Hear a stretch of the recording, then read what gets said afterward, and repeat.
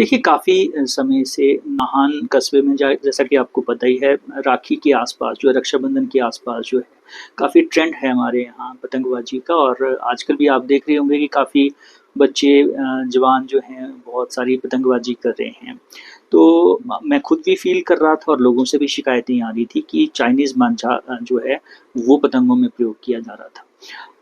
National green tribunal के आदेश के बाद 2017 में हिमाचल प्रदेश सरकार ने इस चीज़ को नोटिफ़ाई किया है कि जो भी चाइनीज़ मांझा है वो पतंगों में जो है हिमाचल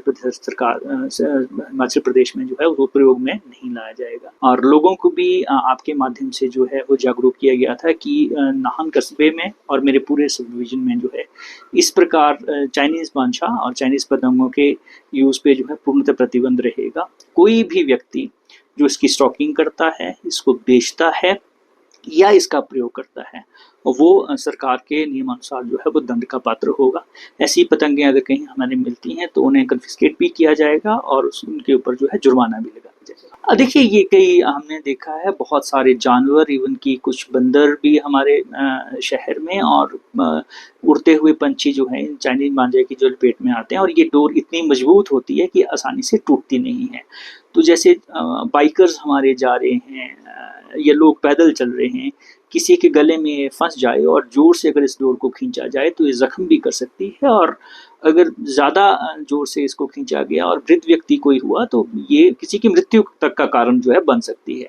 तो ये बहुत ही खतरनाक है, और इसी के मद्देनज़र जो है नेशनल ग्रीन ट्रिब्यूनल द्वारा और हिमाचल प्रदेश सरकार द्वारा जो है इसको बैन किया। आजकल तो चाइनी डोरें बिकने लग गई है। 2-3 साल से मैं तो बिल्कुल भी नहीं बेच रही चाइनी डोर। चाइनी डोर से बहुत खतरे हैं जी। पशु पक्षी मरते हैं।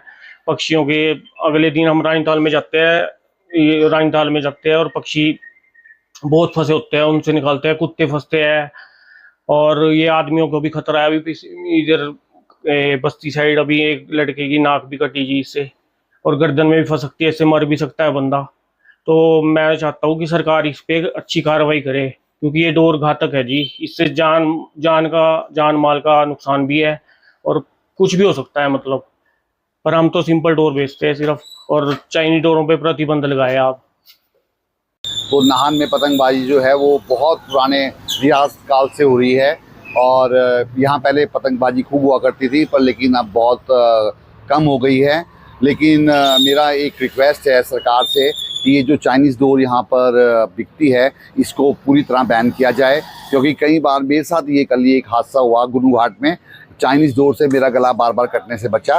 तो मेरा यही सरकार से निवेदन है कि ठीक है, बच्चे पतंगबाजी करें, लेकिन ये चाइनीज़ डोर यूज़ ना करें।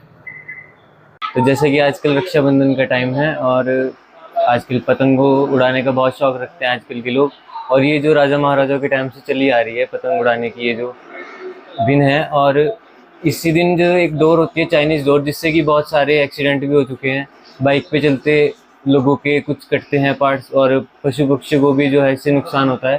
तो प्रशासन को इसके बारे में कुछ करना चाहिए, और इस पे जो है चाइनीज़ डोर पे ऐसे इसे बंद करना चाहिए, ताकि सेफ रहें लोग और आसपास सेफ माहौल रहे। हमारे यहाँ पे रक्षाबंधन, आपको भी बताया, रक्षाबंधन के तौर पे जैसे पतंग उड़ता है, तो हमारे यहाँ पे ये बड़ा प्रचलित है पतंग उड़ाना। और इसके लिए जो हमारे यहाँ पे डोर यूज़ करी जाती है, पहले हमारे पास ऊन या सूती हुई डोरें आती थी, और आजकल के टाइम पे चाइनीज डोरें आ रही है, जिससे पशुओं को भी दिक्कत हो रही है, और जो हमारे चिड़िया उनके गले में फंसती है, इंसानों के भी लगती है इससे। और इस वजह से हम चाहते हैं कि इस डोर को बंद करा जाए, इस डोर को बैन किया जाए। और ये हमारे यहाँ से राजा महाराजाओं के टाइम से चली आ रही है, तो इसके लिए हमें एक डोर लानी चाहिए। नहीं